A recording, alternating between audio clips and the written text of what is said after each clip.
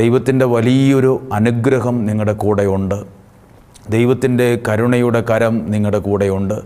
സന്തോഷമായിട്ടിരിക്കുന്നെന്ന് വിശ്വസിക്കുന്നു. നമുക്ക് ഒരുമിച്ച് പ്രാർത്ഥിക്കാം, ഒരുമിച്ച് ആരാധിക്കാം. വിശുദ്ധ ലൂക്കായുടെ സുവിശേഷം 1-ാം അധ്യായം 30-ാമത്തെ വാക്യം.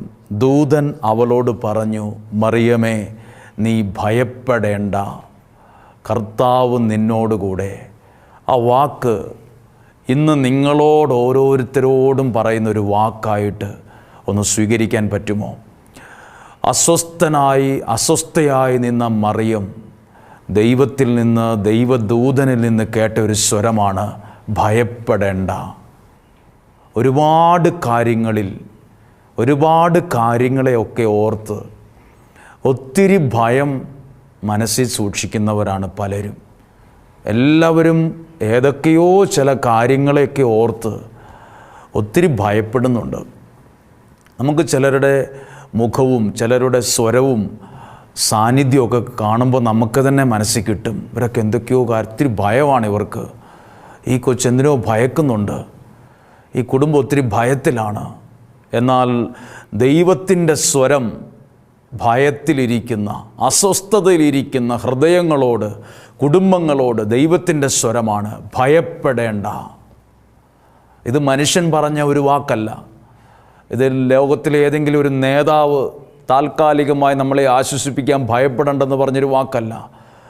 ഈ ലോകത്തെ സൃഷ്ടിച്ചു പരിപാലിക്കുന്ന ദൈവത്തിൻ്റെ വാക്ക് ദൂതൻ വഴി അവിടെ എത്തുവാണ്. ഭയപ്പെടേണ്ട.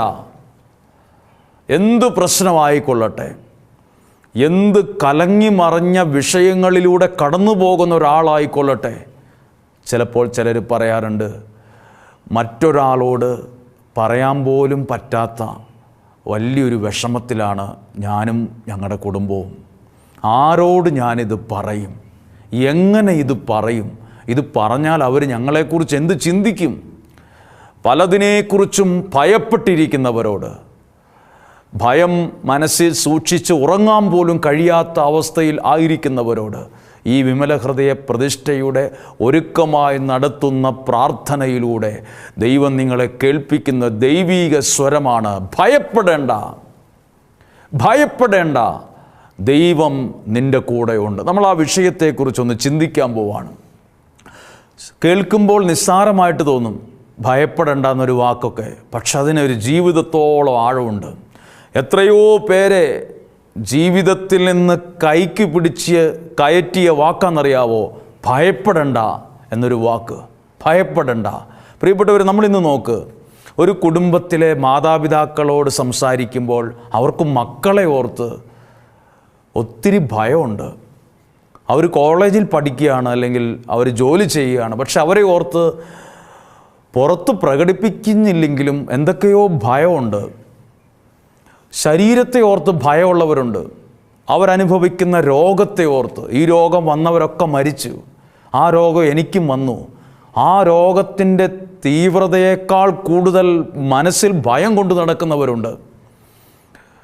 സാമ്പത്തിക മേഖലയിൽ വലിയ ജപ്തിയുടെയും കടബാധ്യതയുടെയും ഒക്കെ മുമ്പിൽ നിൽക്കുന്ന, കുറഞ്ഞ മാസങ്ങൾക്ക് കഴിയുമ്പോൾ ജപ്തി ചെയ്യാൻ സാധ്യതയുണ്ട്, കുറേ ലക്ഷങ്ങൾ ആവശ്യമായിട്ടുണ്ട്, ആരുടെ മുമ്പിൽ കൈ നീട്ടിയിട്ടും ആരും തരുന്നില്ല, കൂട്ടമായിരുന്ന് ഇങ്ങനെ ചിന്തിക്കുന്നു, ഭയപ്പെടുന്നു. ദൈവം നിങ്ങളെ ദൈവവചനത്തിൽ നിന്ന് കേൾപ്പിക്കുന്ന സ്വരമാണ് ഭയപ്പെടേണ്ട. അങ്ങനെ ഏതെങ്കിലും ഭയമുണ്ടെങ്കിൽ ഈ വിമല ഹൃദയ പ്രതിഷ്ഠയുടെ ഈ പ്രാർത്ഥന കടന്നു പോകുന്ന ഈ 4-ാം ദിവസം നിങ്ങളുടെ എല്ലാ ഭയങ്ങളെയും ഒന്ന് സമർപ്പിക്കുക. എല്ലാ ഭയവും സമർപ്പിക്കുക. ഭയപ്പെടേണ്ടെന്ന് പറഞ്ഞത് MLA MP ഒന്നും അല്ല, ഈ ലോകത്തെ സൃഷ്ടിച്ച ദൈവമാണ് നിന്നോട് പറഞ്ഞത്, നിൻ്റെ കുടുംബത്തോട് പറഞ്ഞത് ഭയപ്പെടേണ്ടെന്ന്. ആ വാക്കിൽ നമുക്ക് വിശ്വസിക്കാം. മനുഷ്യൻ്റെ വാക്ക് പോലെ ഇന്ന് പറഞ്ഞിട്ട് നാളെ പറഞ്ഞില്ലെന്ന് പറയുന്ന വാക്കല്ല ഇത്. ഇത് ആദ്യം മുതൽക്കേ മാറാതുള്ള, ആകാശം മാറിയാലും ഭൂമി മാറിയാലും മാറാത്ത ദൈവത്തിൻ്റെ വാക്കാണ് നിന്നോട് പറഞ്ഞത്. ഭയപ്പെടേണ്ട. ഭയം ആവശ്യമില്ല.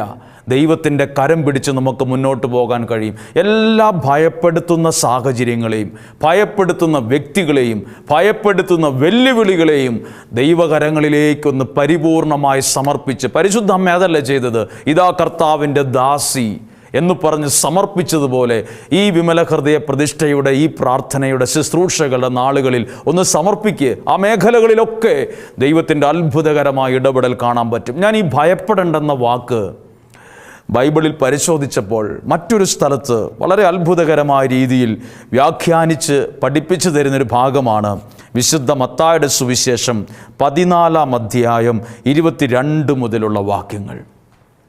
ഈ വാക്യങ്ങൾ നമ്മുടെ ജീവിതത്തിലെ ഈ പ്രാർത്ഥനാ നാളുകളിൽ ചിന്തിക്കേണ്ട ഒരു ഭാഗമാണ്. അത് 14-ാം അധ്യായം 22 മുതൽ ഒരിക്കൽ കൂടി ആവർത്തിക്കുന്നു. ബൈബിൾ നിങ്ങളുടെ കൈവശമുണ്ടായിരിക്കട്ടെ, അത് തുറന്നിരിക്കട്ടെ. ഈ പറഞ്ഞ ഭാഗം നിങ്ങൾക്ക് ശ്രദ്ധയോടെ ഒന്ന് കൊണ്ടുപോകാൻ സാധിക്കട്ടെ. വിശുദ്ധ മത്തായിയുടെ സുവിശേഷം 14-ാം അധ്യായം 22 മുതലുള്ള വാക്യങ്ങൾ. അതിൻ്റെ ഹെഡിങ് തന്നെ വെള്ളത്തിൻ്റെ മുകളിൽ കൂടെ യേശു നടക്കുന്നു എന്നാണ്. ഇതൊരു മാജിക് ഷോ അല്ല. ഏതെങ്കിലും മാജിക് ഷോ നമ്മൾ ഇഷ്ടം പോലെ കണ്ടിട്ടുണ്ട് പല രീതി. ഇത് മാജിക് അല്ല, ഇത് ദൈവത്തിൻ്റെ ഒരു അടയാളമാണ്. എന്തിനാണ് വെള്ളത്തിൻ്റെ മുകളിൽ കൂടെ നടന്നത്? എന്തിനാണത് കാണിച്ചത്? എന്തിനെഴുതിയിരിക്കുന്നു? നമ്മൾ ചിന്തിക്കണം. ഓരോ വാക്കുകളും നമ്മളെടുത്ത് ആ വാക്യങ്ങളെ ധ്യാനിക്കുകയാണ്. 22-ാമത്തെ വാക്യം ശ്രദ്ധിച്ച് വായിക്കുമ്പോൾ അറിയാം.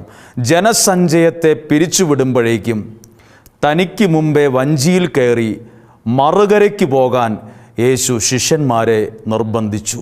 അവൻ ജനക്കൂട്ടത്തെ പിരിച്ചുവിട്ടതിന് ശേഷം ഏകാന്തതയിൽ പ്രാർത്ഥിക്കാൻ മലയിലേക്ക് കയറി. ഞാനത് നിങ്ങളോട് സാധാരണ ഏതൊരു വ്യക്തിക്കും മനസ്സിലാവുന്ന രീതിയിൽ പറയട്ടെ. വലിയൊരു ശുശ്രൂഷ ചെയ്തുകൊണ്ടിരിക്കുന്ന ഒരു സമയമാണ്. ധാരാളം ആളുകൾ, ജനസഞ്ചയം എന്നാണ് എഴുതിയിട്ടുള്ളത്. അതിനുശേഷം ശിഷ്യന്മാരോട് പറഞ്ഞു, നിങ്ങൾ പൊക്കോളൂ, അക്കരയ്ക്ക് പൊക്കോ. പറഞ്ഞതിന് ശേഷം യേശു റെസ്റ്റ് എടുക്കാൻ അല്ലെങ്കിൽ വിശ്രമിക്കാനല്ല പോയത്, ഒരു മലമുകളിലേക്ക് കയറി. ക്ഷീണിതനാണ്, കാരണം ഒരു ശുശ്രൂഷ ചെയ്തതിന് ശേഷം മലമുകളിൽ പ്രാർത്ഥിക്കാൻ കയറി. ഈ ദിവസങ്ങൾ വിമല ഹൃദയ പ്രതിഷ്ഠയുടെ 33 ദിവസം ഇല്ലേ, അത് പ്രാർത്ഥിക്കാൻ ഒരു മലയിൽ കയറിയ ഒരു അനുഭവമാണ്. പ്രാർത്ഥനയുടെ നാളുകളാണ്, പ്രാർത്ഥനയുടെ മണിക്കൂറാണ്. അടുത്ത വാക്യം, പ്രാർത്ഥനയ്ക്ക് മലമുകളിൽ കയറി പ്രാർത്ഥിച്ചു. രാത്രി ആയപ്പോഴും യേശു അവിടെ തനിച്ചിരുന്നു, ഒറ്റയ്ക്കിരുന്ന് പ്രാർത്ഥിച്ചു. അപ്പോൾ നോക്കൂ, യേശു പോലും പ്രാർത്ഥിച്ചിരുന്നു. പ്രാർത്ഥിക്കുന്നവൻ കേൾക്കുന്ന ദൈവസ്വരമാണ്, ഭയപ്പെടണ്ട. പ്രാർത്ഥിക്കാത്തവൻ ലോകത്തിൻ്റെ സ്വരം കേൾക്കും, അത് മുഴുവൻ ഭയപ്പെടുത്തുന്നതാണ്, നമ്മുടെ ഉറക്കം കെടുത്തുന്നതാണ്. നമ്മുടെ വീട്ടിൽ നിന്ന് പോലും നമ്മൾ കേൾക്കുന്ന സ്വരം നമ്മുടെ ഉറക്കം കെടുത്തുന്ന സ്വരമാണ്. നമ്മൾ എന്താ ഇവരിങ്ങനെ സംസാരിക്കുന്ന അസ്വസ്ഥത ഉണ്ടാക്കുന്ന സ്വരമാണ്. പ്രാർത്ഥിക്കുന്നവൻ കേൾക്കുന്ന സ്വരം ഭയപ്പെടേണ്ടെന്നുള്ളതാണ്. നിങ്ങൾ പ്രാർത്ഥനയുള്ള ഒരു മനുഷ്യനാണോ? നിങ്ങൾ പ്രാർത്ഥനയുള്ള ഒരു കുടുംബമാണോ? നിങ്ങൾ ദൈവത്തിൻ്റെ ഈ സ്വരം കേട്ടിരിക്കും. ഭയപ്പെടണ്ട, ഈ വാക്കിൽ ഒരു ജീവിതം ജീവിക്കും. ഭയപ്പെടണ്ട എന്ന് പറഞ്ഞ വാക്ക്, ആ വാക്യം വായിക്കുന്നതിന് മുമ്പ് ഈ വാര്യം ശ്രദ്ധിക്കുക. പ്രാർത്ഥിക്കാൻ മലയിലേക്ക് കയറി, രാത്രിയായപ്പോഴും അവിടെ 24-ാമത്തെ വാക്യം, ഇതിനിടെ വഞ്ചി കരയിൽ നിന്ന് ഏറെ ദൂരം അകന്നു കഴിഞ്ഞിരുന്നു. അപ്പോൾ സാഹചര്യങ്ങൾ മൊത്തം മാറുവാണ്. ആ യാത്രയ്ക്ക്, ശിഷ്യന്മാരുടെ ആ യാത്രയിൽ ഒരുപാട് പ്രതിസന്ധികൾ ഉണ്ടായി. എഴുതിയിരിക്കുന്ന വാക്കിങ്ങനെയാണ്, കാറ്റ് പ്രതികൂലമായിരുന്നതിനാൽ തിരമാലകളിൽപ്പെട്ട് അത് വല്ലാതെ ഉലഞ്ഞു. ഒരു നിമിഷം അവിടെ നിർത്തുകയാണ് ഈ വാക്യത്തിൽ. ഇതെങ്ങനെയാണ് ഫോണും വാട്സപ്പും ഫേസ്ബുക്കും ഒന്നും ഓൺലൈൻ മീഡിയ ഇല്ലാത്ത കാലത്ത് രാത്രിയിൽ ഒരു മലയുടെ മുകളിലിരുന്ന് യേശു ശിഷ്യന്മാർ പ്രതിസന്ധിയിലാണെന്ന് എങ്ങനെയായിരിക്കും അറിഞ്ഞത്? ഇന്നത്തെ പോലെ മെസ്സേജ് അയക്കുന്ന സംവിധാനങ്ങളില്ലാതെ രണ്ട് സ്ഥലത്താണ് നടക്കുന്ന സംഭവങ്ങളാണ്. യേശു പ്രാർത്ഥിക്കുന്നത് വഞ്ചിയിലിരുന്നല്ല, പ്രാർത്ഥിക്കുന്നത് മലയുടെ മുകളിലാണ്. ഈ സംഭവം നടക്കുന്നത്, ശിഷ്യന്മാർ ഭയപ്പെടുന്നത്, കാറ്റ് പ്രതികൂലമായതെല്ലാം കടലിലാണ്. 2 സ്ഥലത്തിരുന്ന് യേശു എങ്ങനെ ഇതറിഞ്ഞു?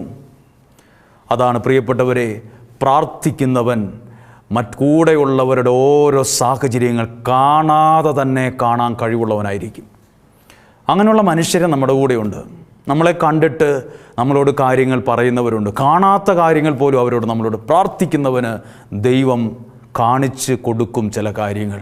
അവൻ്റെ കണ്ണിൽ കാണും. നോക്കൂ, യേശു അത് പ്രാർത്ഥനയിൽ കണ്ടു.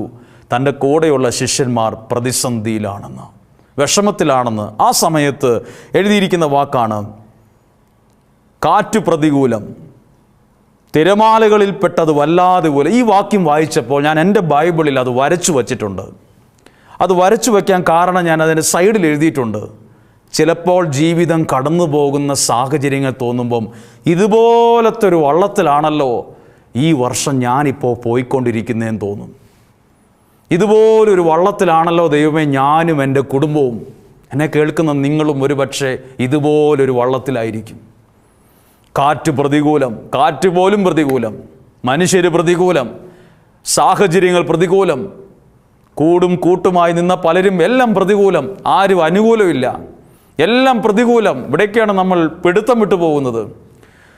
നമ്മുടെ ലൈഫ് തന്നെ കൈവിട്ടു പോകുന്നൊക്കെ പോകും എന്ന് എനിക്ക് തോന്നുന്നു എന്നൊക്കെ പറയില്ലേ, ഇതുപോലെ എല്ലാം പ്രതികൂലം, എല്ലാം പ്രതികൂലമായിരുന്നു.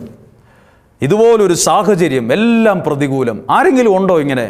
എന്നെ ഈ ശാലോം ടി വിയിലൂടെ ദൈവവചനം എന്നിലൂടെ ശ്രദ്ധിക്കുന്ന ആരെങ്കിലും ഇങ്ങനെ പ്രതികൂലത്തിൽ ഇരിക്കുന്നവരുണ്ടോ? ഫോണിൻ്റെ ബെല്ലടിക്കുന്നത് പോലും പേടിക്കുന്ന ആൾക്കാരുണ്ട്. ഫോൺ ഇങ്ങനെ മേശ വെക്കും, ഭാര്യയുടെയും ഭർത്താവിൻ്റെയും മക്കളുടെയും ഒക്കെ. ഫോൺ എടുക്കുമ്പോൾ ഒരാൾ ആ വീട്ടിലെ അപ്പം പറയും, പോയി നോക്ക്, ആരാ നോക്ക്, എടുക്കണ്ടെന്ന് പറയും. അവൻ ഓടിപ്പോയി ഫോൺ കൈകൊണ്ടെടുക്കിയാൽ നോക്കും. കട്ട് ചെയ്യുവാൻ പോലും, വിളിക്കുന്ന ഫോണിൻ്റെ ബെല്ല് പോലും പേടിയുള്ള സൈലൻ്റ് ആക്കി വെക്കുന്ന ആൾക്കാരുണ്ട്. ചില പ്രതികൂലം വരുമ്പോൾ, ശത്രുക്കൾ വരുമ്പോൾ, പണം ചോദിച്ച ആൾക്കാർ വരുമ്പോൾ, അല്ലെ ബാങ്കിൽ നിന്ന് വിളിക്കുമ്പോൾ എടുക്കാൻ പേടി, ഫോൺ ബെല്ലടിക്കുന്നത് പോലും പേടി, മെസ്സേജ് വരുന്നത് പോലും ഭയത്തോടെ വായിക്കുന്നവരുണ്ട്. എല്ലാം പ്രതികൂലമുള്ളവരുണ്ട്. ആരെങ്കിലും എന്നെ കേൾക്കുന്നുണ്ടോ? എന്നാൽ ആ കുടുംബത്തോട്, ആ വ്യക്തിയോട് ഇന്ന് നിങ്ങളോട് ഈ മീഡിയയിലൂടെ പറയുന്നു, നിങ്ങളെ കാണുന്നൊരു ദൈവം നിങ്ങളെ അന്വേഷിച്ച് വരുന്നുണ്ട്. ശിഷ്യന്മാർ ശ്രദ്ധിച്ചേ, അവരെ വള്ളത്തിൽ എല്ലാം പ്രതികൂലമായി പ്രതിസന്ധിയിൽ ഇരിക്കുമ്പം അവരറിഞ്ഞായിരുന്നോ പ്രാർത്ഥിക്കുന്ന യേശു, അല്ലെങ്കിൽ യേശു ഞങ്ങളെ അന്വേഷിച്ച് വരുമെന്ന്? നിങ്ങളെ അന്വേഷിച്ച് വരാൻ നിങ്ങളുടെ കുടുംബക്കാർ പോലും ഇല്ല, നിങ്ങളുടെ ഭാര്യ വീട്ടുകാരില്ല, ഭർത്തൃ വീട്ടുകാരില്ല, കല്യാണം കഴിച്ചു പോയ മക്കൾ വരുന്നില്ല, കൊച്ചുമക്കൾ വരുന്നില്ല. പക്ഷെ ദൈവം നിങ്ങളെ അന്വേഷിച്ച് വരും. എല്ലാം പ്രതികൂലമാകുമ്പോൾ ദൈവം നിന്നെ കൈവിടത്തില്ല. പ്രതികൂലമാകുമ്പോൾ മനുഷ്യൻ നിന്നെ കൈവിടും, ഒരേ രക്തത്തിലുള്ളവർ നിന്നെ കൈവിടും.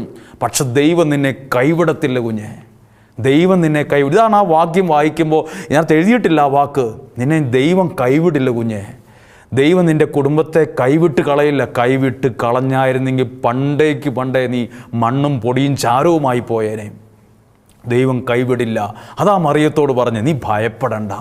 ആ ദൈവം നിന്നോട്, നിൻ്റെ കുടുംബത്തോട് അടുത്ത് വന്ന് മുഖത്ത് നോക്കി പറയുന്നത്, നീ ഭയപ്പെടണ്ട, നീ ഭയപ്പെടണ്ട. നീ പ്രതിസന്ധിയിൽ വല്ലാതെ ഉറക്കാൻ പോലും പറ്റാതെ കട്ടിലെ തിരിഞ്ഞും മറിഞ്ഞും കിടക്കുമ്പോൾ നിൻ്റെ ജീവിതത്തിൻ്റെ അവസ്ഥയിലേക്ക്, സാഹചര്യങ്ങളിലേക്ക്, വെല്ലുവിളിയിലേക്ക് നടന്നടുത്തു വരുന്ന ഒരു ദൈവം നിനക്കും എനിക്കുമുണ്ട്. അതാണ് നമ്മുടെ ജീവിതമൊക്കെ വെല്ലുവിളിയിലിടയിലും പിടിച്ചു നിൽക്കുന്നത്, തോറ്റുപോകാത്തത്, പരാജയപ്പെട്ടു പോകാത്തത്, നശിച്ചു പോകാത്തത്, കയറ് കഴുത്തേൽ ഇടാഞ്ഞത്, വിഷം വായിലോട്ട് ഒഴിക്കാഞ്ഞത്. എനിക്കൊരു ദൈവം ഉണ്ടെന്നുള്ള ബോധ്യമല്ലേ? ആ ദൈവമാണ് നമ്മളെ ധൈര്യപ്പെടുത്തുന്നത്. അടുത്ത വാക്യം വായിക്കുമ്പോൾ എഴുതിയിട്ടുണ്ട്, അത് വല്ലാതെ ഉലഞ്ഞ്. ഇവിടെ ഒരു പരാജയപ്പെട്ട ശിഷ്യന്മാരെ കാണാൻ പറ്റും. ശിഷ്യന്മാരാരാണ്?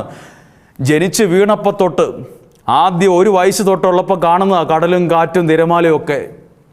സാധാരണ കടലുമായി ബന്ധമില്ലാത്തവരൊക്കെ ഇത് കാണുമ്പോൾ പെട്ടെന്ന് പേടിക്കും. പക്ഷെ കടലുമായി ബന്ധപ്പെട്ടവരൊന്നും ചെറിയ കാറ്റോ തിരമാലയോ വള്ളം ഉലയുന്നത് കണ്ടാലൊന്നും പേടിക്കത്തില്ല. അതൊക്കെ എക്സ്പീരിയൻസ്, അവർക്ക് അതൊക്കെ നല്ല അനുഭവങ്ങളുണ്ട്. പക്ഷെ ഇവിടെ അവർ വല്ലാതെ പേടിച്ചു. 25-ാമത്തെ വാക്യം, രാത്രിയുടെ 4-ാം യാമത്തിൽ അവൻ കടലിൻ്റെ മീതെ നടന്ന്. ആ വാക്ക് വളരെ ശ്രദ്ധിക്കേണ്ട വാക്കാണ്. കടലിൻ്റെ മീതെ നടന്ന് അവരുടെ അടുത്തേക്ക് വന്നു. മനസ്സിൽ ഇത് കേട്ടുകൊണ്ടിരിക്കുന്ന നിങ്ങൾ, ഈ ശാലോം ടി വിയിലൂടെ ഈ വചനം കേൾക്കുന്ന നിങ്ങൾ, എൻ്റെ സ്വരം കേൾക്കുമ്പോൾ നിങ്ങൾക്ക് കാണാനും കേൾക്കാനും പറ്റുമോ നിങ്ങളുടെ അടുത്തേക്ക് വരുന്ന ദൈവത്തിൻ്റെ ആ ഒരു ശബ്ദം? ആ ഒരു അനുഭവം നിങ്ങൾക്ക് വിശ്വസിക്കാൻ കഴിയുമെങ്കിൽ നിങ്ങളുടെ അടുത്തുള്ള ശബ്ദമാണിത്. ഇത്രയും കോലാഹല കൊടുങ്കാറ്റും തിരമാലകളും എല്ലാം കൊണ്ട് നിറയുമ്പോഴും നിന്നെ തേടി വരുന്നൊരു ദൈവം, നിന്നെ അന്വേഷിച്ചിറങ്ങുന്നൊരു ദൈവം, എവിടെയെങ്കിലും ഉപേക്ഷിച്ചിട്ട് പോകുന്നൊരു ദൈവത്തെ അല്ല ബൈബിളിൽ കാണുന്നത്. ഉപേക്ഷിച്ച് കളയാത്തൊരു ദൈവം, ഉപേക്ഷിക്കാത്തൊരു ദൈവം, തള്ളിക്കളയാത്തൊരു ദൈവം. എത്രയോ മനുഷ്യർ നമ്മളെ തള്ളിക്കളഞ്ഞു. പ്രതിസന്ധിയുടെ സമയത്ത് നമ്മൾ വിളിച്ചാൽ ഫോണ് പോലും എടുക്കില്ലല്ലോ ചിലർ. ഏറ്റവും തകർന്നിരിക്കുന്ന സമയത്ത് വെറുതെ വീട്ടിൽ വന്ന് സാരയില്ല കേട്ടോ ഞങ്ങളിവിടെ ഉണ്ടെന്ന് പറയുന്ന ആൾക്കാർ പോലും ഇല്ല.